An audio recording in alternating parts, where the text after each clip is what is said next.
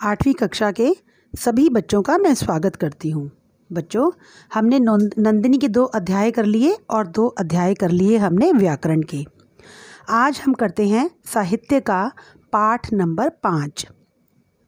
तो आप सभी अपनी पुस्तक निकाल लेंगे। पेज नंबर है 36, पाठ 5, कविता जिससे पथ पर स्नेह मिला। शिव मंगल सिंह सुमन द्वारा रचित यह बहुत ही प्रेरणादायक कविता है, जैसा कि इसके नाम से ही स्पष्ट हो रहा है, जिससे पथ पर स्नेह मिला। स्नेह मतलब होता है बच्चों प्यार। मैं आपको एक बार इसकी ओवरऑल समरी समझा देती हूँ, फिर हम करेंगे वर्ड टू वर्ड।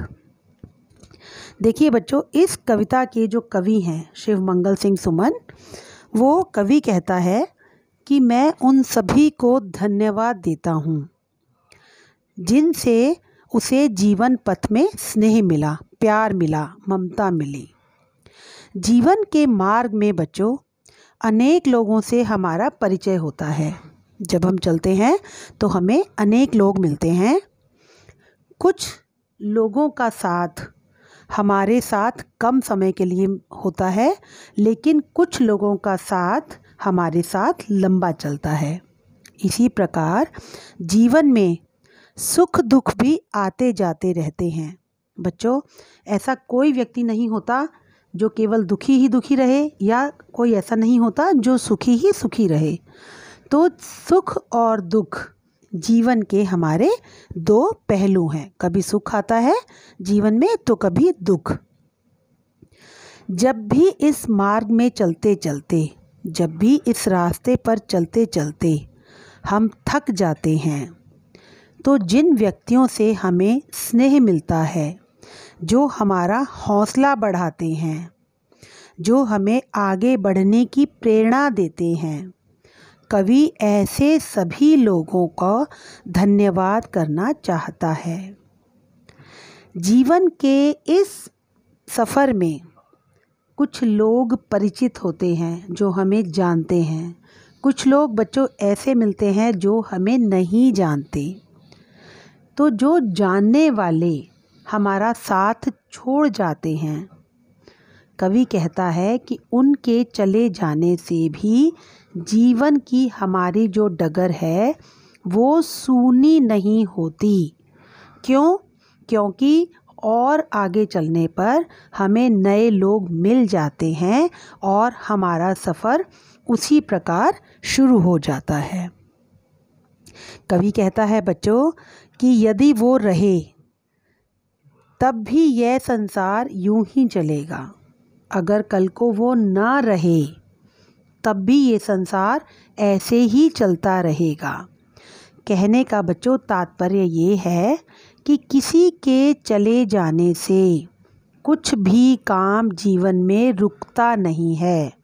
1-2 दिन जो व्यक्ति चला जाता है, 1-2 दिन हम उसका शोक मनाते हैं, दुख मनाते हैं, लेकिन कुछ समय के बाद जीवन हमारा उसी ढर्रे पर उसी तरह से चल पड़ता है। तो कवि कहता है कि जो भी हमारे पथ पर हमें मार्गदर्शक करते हैं, रास्ता दिखाते हैं, हमारा हौसला बढ़ाते हैं, हमें उन सभी का धन्यवाद करना चाहिए। तो चलिए बच्चों, अब पुस्तक में देखेंगे। देखिए, इसका है शीर्षक जिससे पथ पर स्नेह मिला। स्नेह मतलब ममता, प्यार। जिससे पथ पर स्नेह मिला उस राही को धन्यवाद।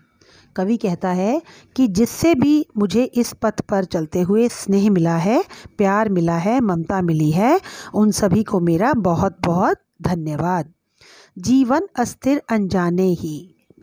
कवि कहता है कि जीवन हमारा अस्थिर है और अनजाने में ही हो जाता पथ पर मेल कहीं। पथ पर, रास्ते पर चलते हुए हमें कहीं भी किसी से भी हमारा कोई परिचय हो जाता है। सीमित पगडग। कवि कहता है हमारी जो पग है, हमारा जो रास्ता है वो सीमित है, लेकिन हमारी लंबी मंजिल हमारी बच्चों दूर होती है। उस मंजिल को पाने के लिए हमें परिश्रम करना पड़ता है। तय कर लेना कुछ खेल नहीं, कहता है मंजिल को तय कर लेना कुछ खेल नहीं है ये। दाएं बाएं सुख दुख चलते, दाएं और बाएं मतलब जीवन में सुख और दुख, जब हम अपनी मंजिल पर पहुंचने की कोशिश करते हैं तो सुख दुख हमारे साथ साथ चलते हैं। सम्मुख चलता पथ का प्रमाद, और साथ ही, सम्मुख मतलब साथ ही चलता है पथ का प्रमाद, पथ का भ्रम भी, कि हम पता नहीं अपनी मंजिल पर जा पाएंगे कि नहीं। कभी सुख आते हैं, कभी दुख आते हैं। तो कवि कहता है जीवन पथ पर चलते हुए ये सब चलता रहता है। फिर कहता है जिससे पथ पर स्नेह मिला उस राही को धन्यवाद। सांसों पर अवलंबित काया जब चलते चलते चूर हुई, कहता है कि जब हम चलते चलते, जो हमारी सांसों पर काया जो हमारी निर्भर करती है, चलते चलते जब चूर हो जाती है, थक जाती है, दो स्नेह शब्द मिल गए, मिली नव स्फूर्ति, थकावट दूर हुई। तो कवि कहता है किसी के भी दो शब्द बोलने से, स्नेह भरे शब्द बोलने से हमें नई स्फूर्ति मिलती है और हम थकावट दूर करके आगे चल पड़ते हैं। पथ के पहचाने छूट गए पर साथ साथ चल रही याद, कहता है पथ पर चलने वाले साथ छोड़ जाते हैं, लेकिन उनकी याद हमारे साथ चलती रहती है। जिससे पथ पर स्नेह मिला उस राही को धन्यवाद। कवि कहता है कि जिससे भी मुझे पथ पर स्नेह मिला उस राही को मैं धन्यवाद करता हूँ। बच्चों आज हम इतना ही करेंगे, कल हम बाकी वाला पार्ट करेंगे अपनी अगली कक्षा में। अब आप होमवर्क सुन लेंगे, क्या करना है आपने। देखिए कॉपी में देखेंगे सभी बच्चे। सबसे पहले आप लिखेंगे कविता का नाम, फिर कवि का नाम, फिर लिखेंगे मूल भाव। जीवन पथ पर आगे बढ़ते हुए हौसला देने वाले हर व्यक्ति को हमें धन्यवाद देना चाहिए। उसके बाद शब्दार्थ बच्चों मैंने आपको लिखवाए हैं, यही आप लिखेंगे, कॉपी में देख लेंगे सब बच्चे। ये देखिए ये शब्दार्थ है, और फिर आपके अगले पेज पर 3 शब्दार्थ, ये 3 शब्दार्थ और ये वाक्य रचना, 4 आपकी वाक्य रचना है। ये बच्चों आप अपनी कॉपी में कर लेंगे शब्दार्थ और वाक्य रचना।